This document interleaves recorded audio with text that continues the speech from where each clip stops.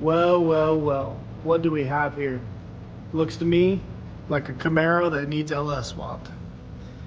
It's a 1967 Camaro. I'm not sure if it's a real SS or not, but it's got the badges. And it has a big block Chevy in it. Not sure what big block it is. I'm not really sure if the owner knows or not. I think he said somewhere in the 400 cubic inch area, so could be a 396, could be a 454, could be a 402, could be a 427. Who knows? That doesn't matter. This guy wants to be able to drive this car and it be super reliable and him not have to tinker with it all the time. And he wants to be able to get in it, go down the highway, and just cruise. So we're gonna fix that for him. How are we gonna fix that? Well, we're gonna fix that with this. This is a nice, clean 5.3 that I built. Intake, headers, F-body front accessories, etc. And that is going in this car. If you guys want to learn how to do an LS swap and something simple like this, or are just interested in seeing this car get LS swapped, then follow along because it's going to be pretty interesting and I'm very excited to work on this car. So before we go ahead and start tearing this thing down, I want to take a couple shots and let you guys check out what we've got going on. It's a relatively simple car. Needs a little bit of cleanup on the wiring. We'll deal with that. But overall, it's in great shape, especially body-wise. The interior is super nice. It's a little dirty, but not bad overall. Interior is very nice. Got some aftermarket gauges down there that are laying on the floor. We'll go ahead and mount those up for them. Back seat's nice, still in it. Of course, the fuzzy dice. This thing is for sure a time capsule. It's a very cool car. Almost makes me want to get one. This car would be perfect to cruise around with the family in it and you know, have some fun. But right now it's got this big block and a turbo 400 3-speed transmission in it. We're gonna end up keeping that. We're gonna get that rebuilt and then slap the 5.3 and 400 back in it and it'll be ready to go. The 5.3's all ready. I've already done the standalone harness. It's sitting over there ready to run. So the first thing we need to do is go ahead and get this car tore down. So let's get busy.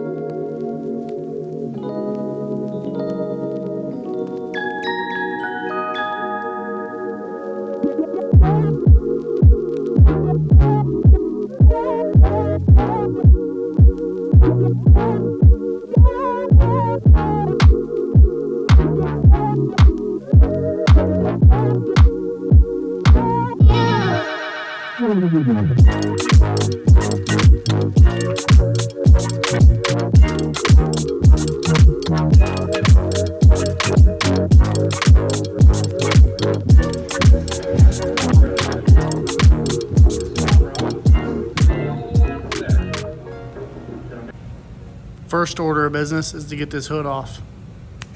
Voila. All right. First step to doing any major modification or work to a vehicle is always disconnecting the battery, because when you're messing with live wires like the alternator wire, the starter wire, you don't want to have the battery hooked up. Been there, done that. So let's get the battery out. Next, we're going to get the radiator out, the front accessories off, and this is going to be pretty simple.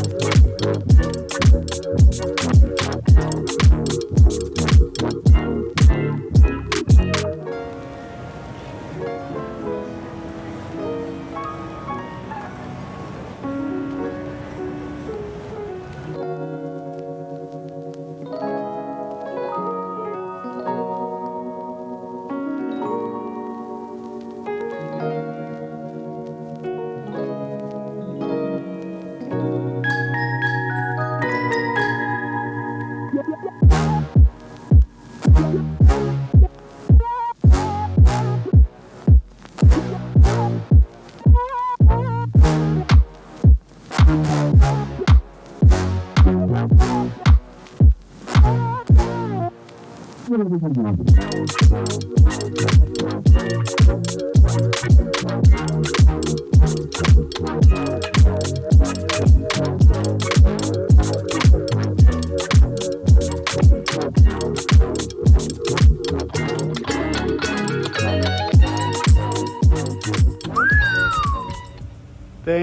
escalated.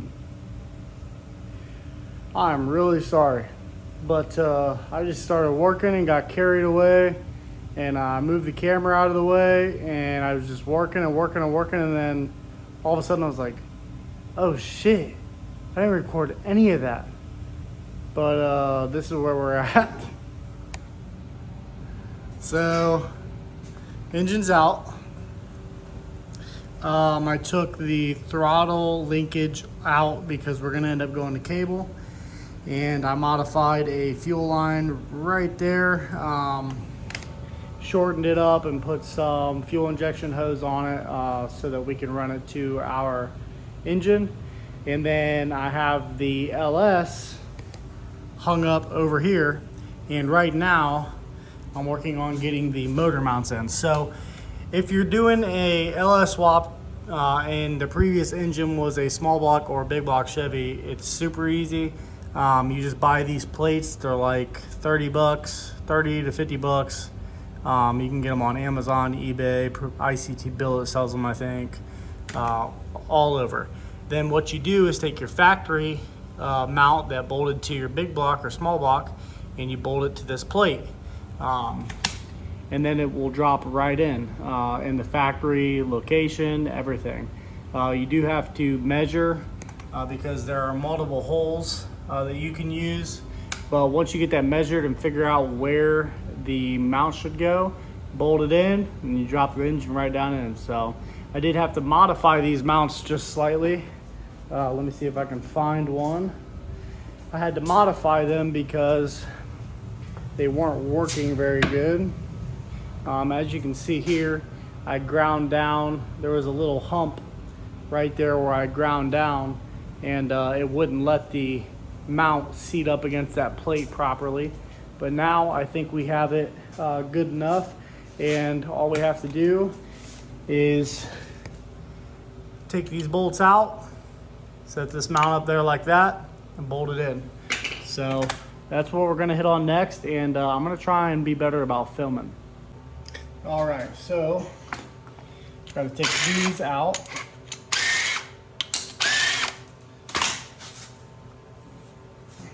And I've already taken my measurement as to where I need to put this mount.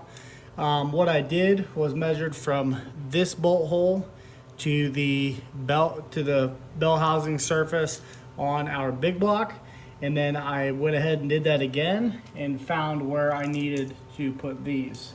So it's actually all the way in the forward position, and so basically this will bolt right in where the big block did, and our trainee will still use the same exact cross member and bolt that it had with the big block in it.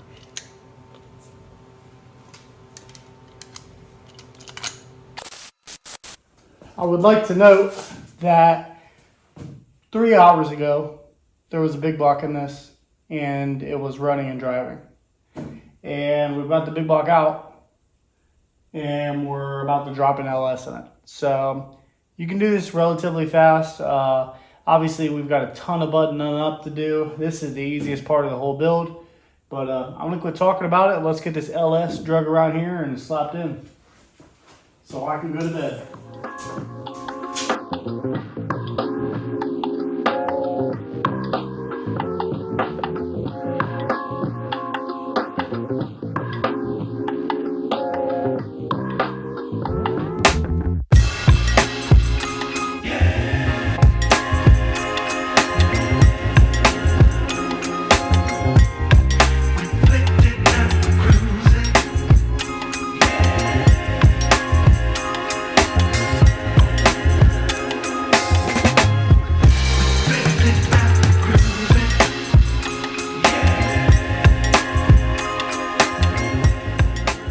I don't know why I stayed up till 2 in the morning working on this thing, but I did.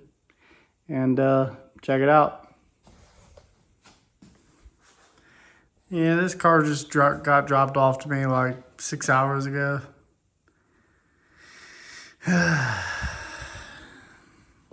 There's the big block. And there's the LS. So it looks really good in there. It's just kind of sitting in there right now. I've got one motor mount bolt in. Probably gonna have to take it back out, lift the motor back up, and raise the motor just a little bit because our oil pan's touching the cross member, but we'll deal with that. That's not a big deal. But the LS is in, and it's very easy. So if any of you are wondering for maybe a car you have at home, they sell 69 Camaro LS swap headers or 67, 68, 69 Camaro LS swap headers. But the ones that they sell touch this steering gearbox. They touch it. And we've got a lot, it doesn't look like it on camera, but we've got at least half an inch of clearance in between there. And that's what I wanted, was some more clearance than the speed engineering headers. So what I did was got the other vehicle that's commonly LS swap that's super tight with the steering shaft, and that's S10 headers. And these things worked out perfectly. The exits are perfect. It's pretty much lined up with the old exhaust already. We're gonna have to do some stuff there, but everything fits really nice. That low mount alternator fits nice. I ended up having to move the motor plates backwards to get the motor to come forward some because we were just way too close to the firewall. But turned out really good. And it's already all wired up. I didn't even unplug anything. I just took the harness. I just left the harness on it and threw it right in. So it's basically a one wire hookup to make this thing run. So we got a lot accomplished today. I'm really happy with it, and we're gonna keep moving forward, but yeah, pretty easy. All right, it's a fresh day. It's not 2 in the morning anymore, thank God. And we are back on the Camaro. I'm gonna try and film this whole LS swap in one video, from it running with the big block to it running with the LS. So we're gonna skip along a little bit here and there, but check it out. So as you guys saw in the last clip, we did get the engine in, and we got some power steering lines ran for it, some new ones. And we also got our heater core hoses ran, and we also got the engine legitimately bolted in there now. It's good to go. We're waiting on the tranny. It's getting rebuilt right now. And we have a few things to tie up here and there. We're probably gonna start on some wiring here soon. And we also got the radiator in. We've got some fan wiring to redo. I had like some old school fan wiring done, but we're gonna take care of that. So let's go ahead, jump into this thing and start buttoning stuff up. All right. So the first thing that we're gonna do buttoning this stuff up is hook up our oil pressure gauge. All right, so this is what we just hooked up, this copper line that goes to the back of the LS right down there. And that's gonna send oil pressure up to our gauge and give us an oil pressure reading. At this point, we've got some wiring to clean up, which is what you see right here. This is just kind of a mess. There's stuff we don't need on here. There's wire we're gonna use on here. It's just kind of a rat's nest back here. So we're gonna clean that up, and then we're gonna take the wire that you see right here, which is originally for our distributor, and we're gonna manage to get that. Not sure how we're gonna do it yet, but we're gonna get that wire up here to go to our new fuse block right here, and it'll plug into that. So that way that distributor wire will turn on our new ignition system. So, and that'll pretty much take care of the LS wiring. If you guys are interested in one of these harnesses, get a hold of me down in the comments or whatever. I can get you set up. I sell these harnesses for 250 bucks a piece, 400 with a tuned computer, and it's plug and play. You plug it right into the LS, it'll start right up. But let's go ahead and get that wiring cleaned up and pull the wire that we need out of it. Okay, so real quick, I'm just gonna throw the battery back in before I cut any wiring. just so I can test and make sure we have what we need out of there. So I'm gonna toss the battery in. So I went ahead and routed this battery cable down between the motor and the cross member. We need to hook it to the starter, so I'm gonna go ahead, jack the car up, and we'll get that hooked up. Never forget your jack stands. When I was young, I used to climb, well, I guess I should say when I was younger, used to climb under cars. No jack stands, no nothing, pulling trannies, doing all kinds of stuff. And now that I've got kids, it's nice to have some reassurance that you're not going to get crushed under a car.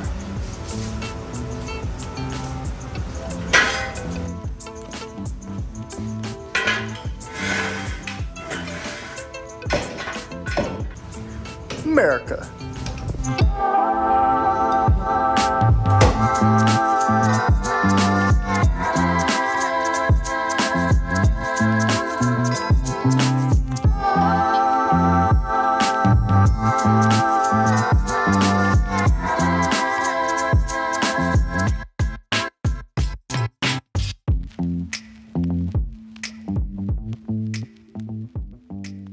So as you can see, we've got our battery in, and the battery wiring is all done up pretty nice. It goes down there, it's all wire tied together, routes down there, nice, not away, it's away from heat and all that stuff. And then we also have a body ground coming from the same engine ground going to this fender. So that's all done. Like I said earlier, we do have some wiring to clean up here, but I want to start getting things mapped out. So right now what I'm doing is I'm gonna find a place to mount the computer. Probably gonna be on this inner fender somewhere. I'll make it look as nice as I can. We do have these computer mounts here. They're pretty nice, say LSX. So we're gonna try to mount those somewhere in there and hook and mount the computer up so that we can start getting all of our wiring laid out and cleaned up. Yeah, so let's start tackling this wiring. I kind of enjoy this stuff, but it is a bit of a process, so let's get to it. So the first order of business is going to be mounting these to the computer, and then we'll kind of move the computer around and see where it fits best.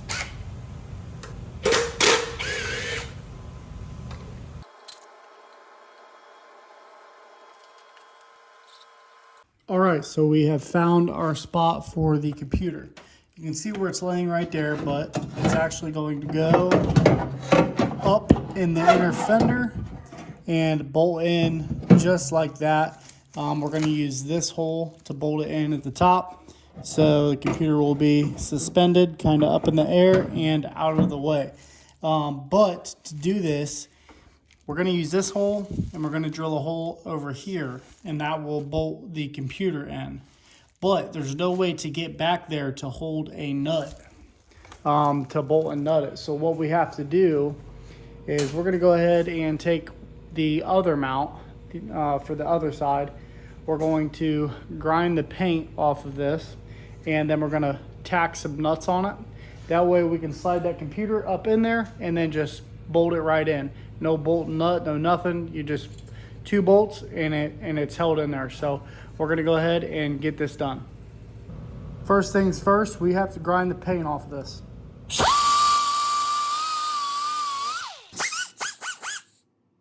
All right, paint's ground off both sides.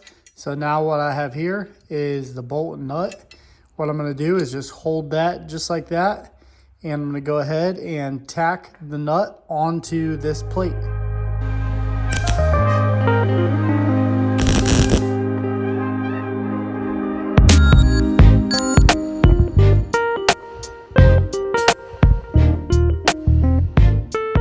All right, guys, we went ahead and threw some tacks on there on both sides. Really can't get it to focus. So you can see there's 2 nuts on there, just tacked on. Now we're gonna go ahead and throw some paint on this so it doesn't rust.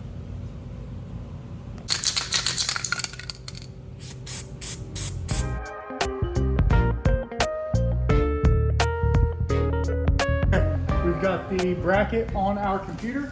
Now we're just gonna toss our bolts in. We are gonna have to drill one hole, but we'll go ahead and get one bolt started.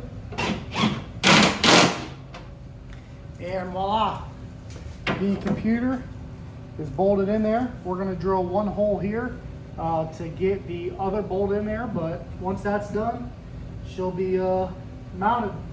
All right, as you guys saw, we got the computer mounted. I went ahead and put the battery back in, and I kind of routed some wiring along that inner fender, tried to make it look as neat as possible, and check this out.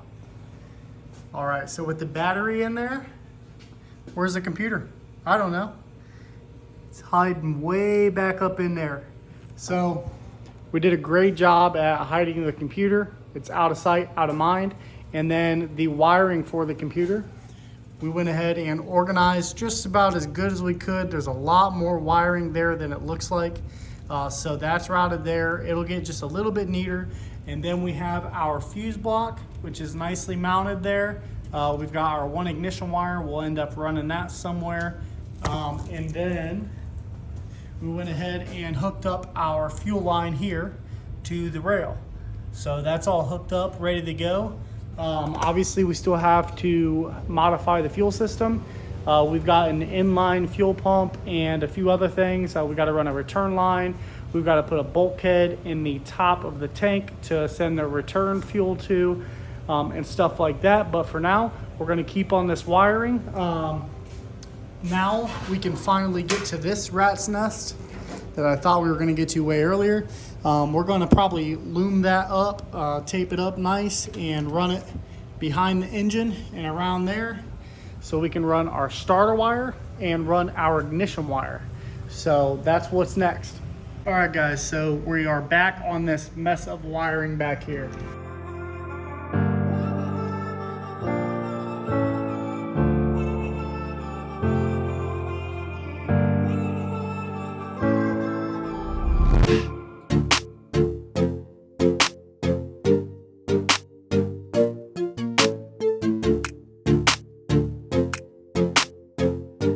Alright, so I've got all of the electrical tape off of this, and we've got it simplified down to what we need and don't need. This orange wire was coming out of this harness as well, but it went down by the transmission. I'm assuming maybe at one point this car had a trans brake in it. I don't know, but I cut that out of it. It literally went to nothing, so we don't need that. Now, what we have here is two wires coming out of this loom, and that's it.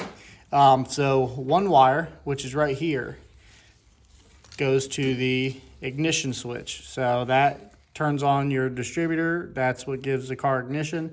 We're gonna use this. We're gonna extend it over there and use it to turn the computer on. This purple wire, as most GMs are, is the starter wire. So this is what turns the starter solenoid on. So we need that. And then we had this yellow wire.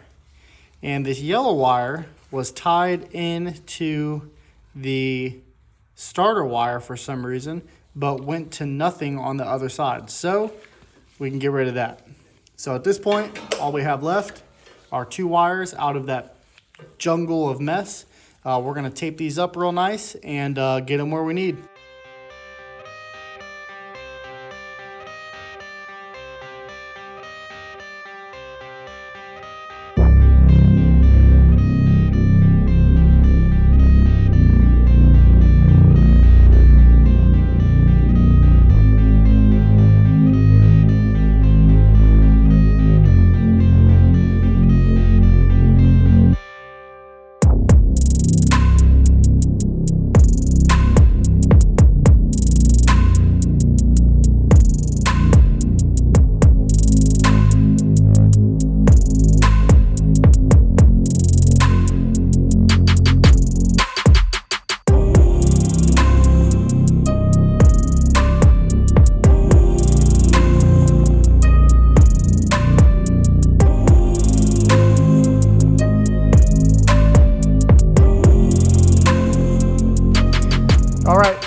We've got that wiring I showed you guys taken care of. Check it out. No longer looks like a mess back here. We went ahead and taped these wiper motor wires up good and ran our ignition wire and our starter wire up and under this and around the back. Taped up nice. You can see they're secured with 2 clamps there and there. Looks really good. And it comes over and goes down to the starter, and one of the wires goes to this fuse block. I've got the wires hidden up under the fender. So I hid it the best that I could. That's the plan with this car, is to hide all the wiring as much as we can. Obviously, you're gonna see some. I mean, it is a fuel injected engine, so you've got your computer wires and everything going back there. Still gonna clean that up probably just a little bit, but let's see if it works. So obviously the engine's not gonna start because it doesn't have any fuel going to it, but we'll at least see if it cranks over. By the key.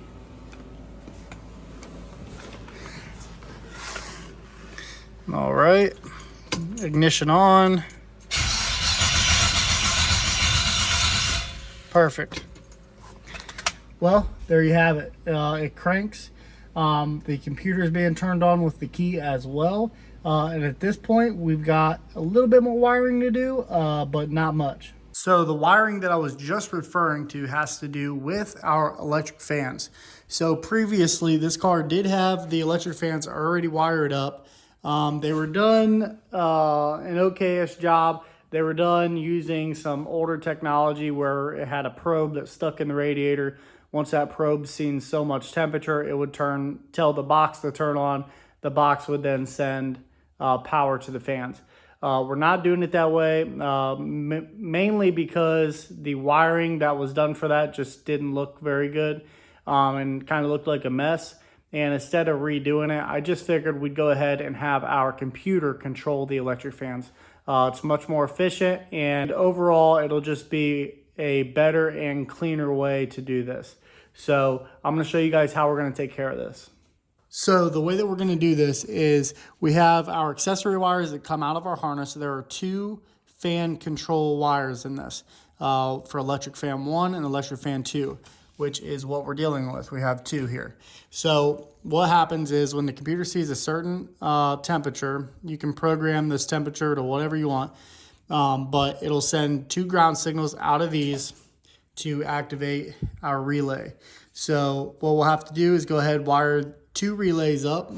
Probably going to mount them just right in here, kind of hidden out of the way, but still accessible if you need to work on them. And we're going to go ahead and get those pretty much wired up. We'll run our 2 ground signals out through this to our relays to trigger them on. And then I'm going to have to get into the computer, into HB Tuners, and set the parameters up for them to kick on around the same time that the thermostat is opening up.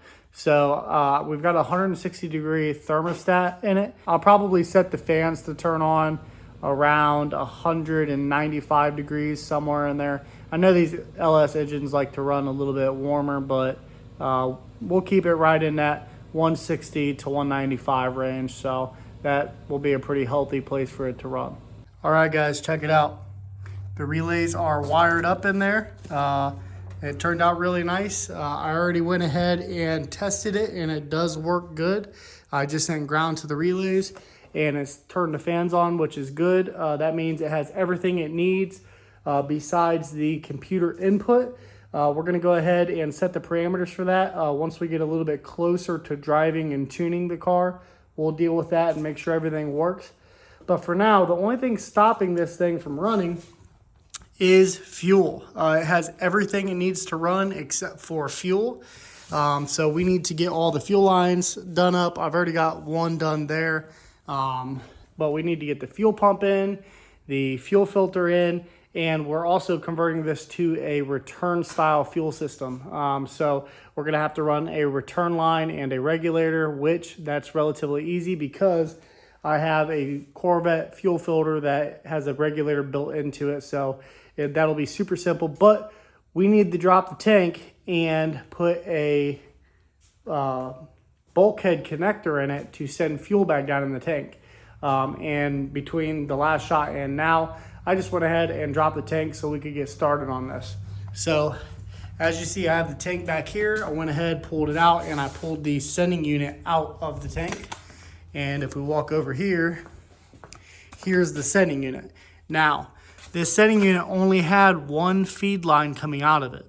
I went ahead, drilled a hole, and stuck this bulkhead fitting in there so that we can send fuel back down in the tank.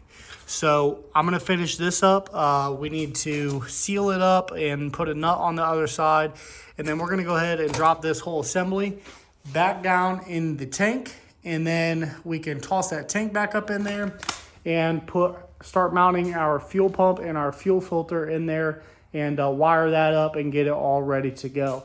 Once that's done, we should be able to fire this thing up and listen to it run. So yeah, we're gonna go ahead and tackle this fuel system. All right, guys, we pretty much have this fuel system, or at least the fuel tank, wrapped up and got everything mapped out. Check it out. So as you can see here, we have our sending unit back in with our bulkhead fitting in there. It's 5/16 for the return. So I went ahead and cut that stainless steel line off that ran along here, because we're actually probably going to mount the pump over here and then loop back around to the fuel filter and connect to the rest of the fuel line, just to kind of package everything back close to the tank, make it as simple as possible. But we've got our fuel injection clamps on there. I made sure I flared that way it doesn't pop off, but for now the tank is about ready to go back in. Once we get the tank in, we'll get the pump and the fuel filter mounted. We'll get the lines hooked up, and then we'll test fuel pressure, see how that is. Obviously we've got to wire up the fuel pump and everything as well, but we'll get to that, and then hopefully we don't have any leaks when we're all said and done. But after this, we should be able to start it.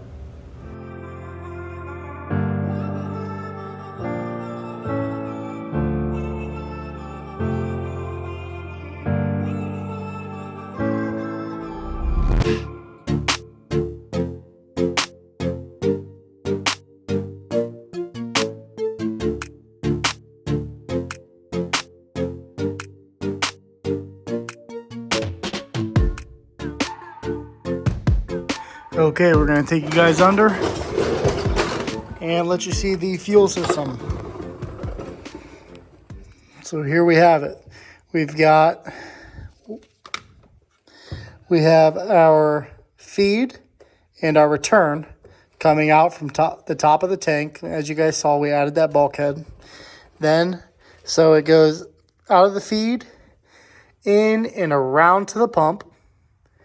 The pump's mounted there. I have a little isolator to help reduce some of the noise. Then we've got our feed coming out, going into our C5 Corvette fuel filter. Feed goes in. This is also a regulator. Return goes out and back to the tank. So we have a very short return line, which is really nice. Then our feed comes out and goes up into the original line. Now, this original line had a few spots in it where it didn't look so great, so I went ahead and repaired those. But our fuel system is complete. The only thing that's left to do now is to wire up our fuel pump. And just like our fans, we're going to go ahead and have our computer control the fuel pump. So let's get to that. All right, guys, I went ahead and just wired the fuel pump up to get it out of the way. I did it as nice as I could.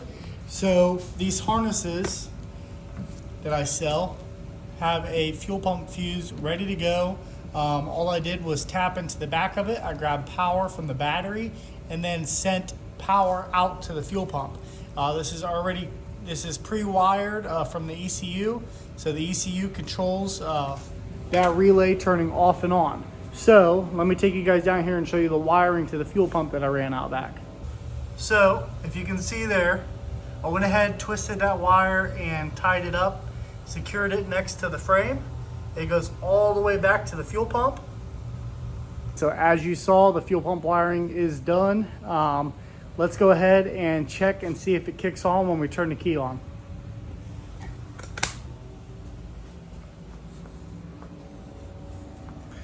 All right, we should hear prime for 2 to 3 seconds once the key's on. Look at that. I did something right.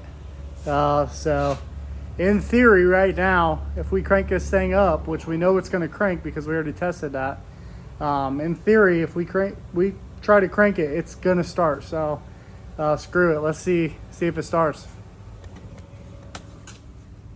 Not gonna let it run for long, but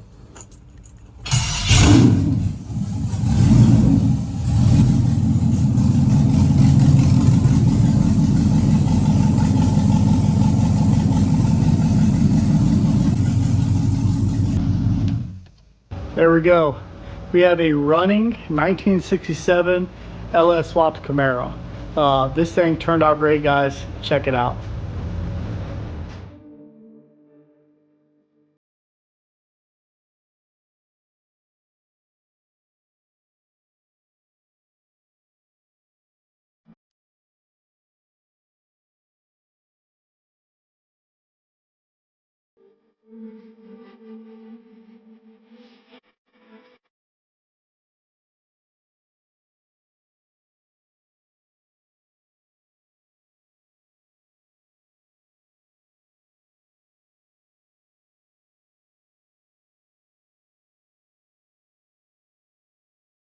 Went ahead and took the tape off of the intake manifold just that I had up there so I didn't scratch it. And this thing looks incredible. It's got nice stainless steel headers on it, this cool little dual intake, obviously the polished intake manifold. The guy eventually, I think, wants to relocate the coils, which isn't a big deal at all. We can do that pretty easily, but that's something we'll do down the road. Right now he wants to just get in it, drive it, enjoy it with his family, and just have a nice cruiser. And I think it's going to be great for him. Obviously we're not finished. We have a transmission we need to put in, and we have exhaust that we need to hook up, and some small things here and there that I've got to deal with. But as far as this video goes, that's going to be it. We started with a big block Chevy that ran in the car. He wanted to LS swap it. We took that out and LS swapped it, and it's been about 3 to 4 days right in there, and I mean, it's already running again. So training's getting rebuilt right now. As soon as I get that back, I'll be putting it in, and this thing will be ready to run and drive. So I'm pretty excited. I know the owner is pretty excited, and I think this thing turned out awesome. You guys let me know what you think down in the comments. Make sure you like if you like this video, and make sure you subscribe if you want to follow along for more builds. So if this is the first time that you have been on the channel to watch this video of the Camaro, we have a OBS Chevy truck that I'm building right now. Frame off, it's going to be twin turbo LS, probably 700-800 horsepower, somewhere in there, and it's going to be an awesome badass truck. And yeah, I'm excited for that. So, but anyways, I hope you guys enjoyed this video. Make sure you subscribe if you're not already subscribed, and I'll see you guys next time.